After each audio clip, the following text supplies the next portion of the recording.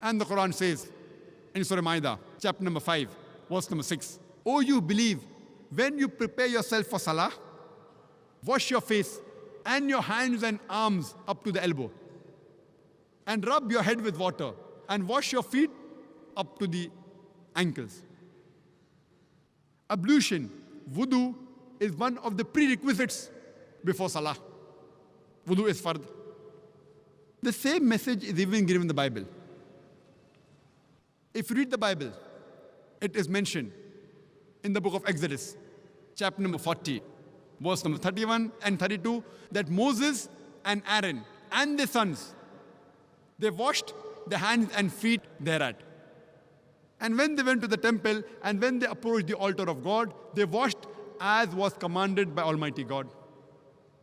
The same message repeated in the book of Acts, chapter number 21, verse number 26. It says that Paul, along with his men, he washed before he appeared in front of the Lord. And previously it was mentioned in the book of Exodus, chapter number 40, verse number 31 and verse number 32, that Moses and Aaron and his sons, they washed before they appeared in front of the Lord. So wudu is compulsory in Islam as well as in Christianity, ablution. Further it's mentioned in the Quran, in Surah Taha, chapter number 20, verse number 11 and 12. When Moses approached the fire, he heard a voice, "O Moses, I am your Lord.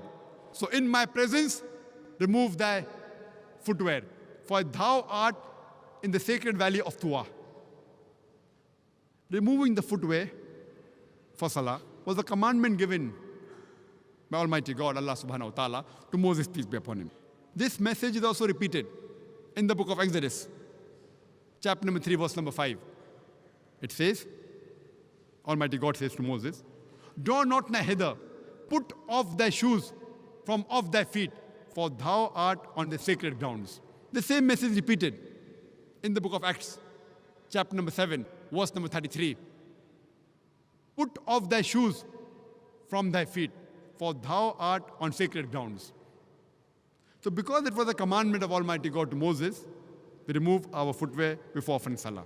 But it's also mentioned in the hadith of Muhammad sallallahu alaihi wasallam in Abu Dawud, volume number 1, book of Salah, chapter number 240, hadith number 653.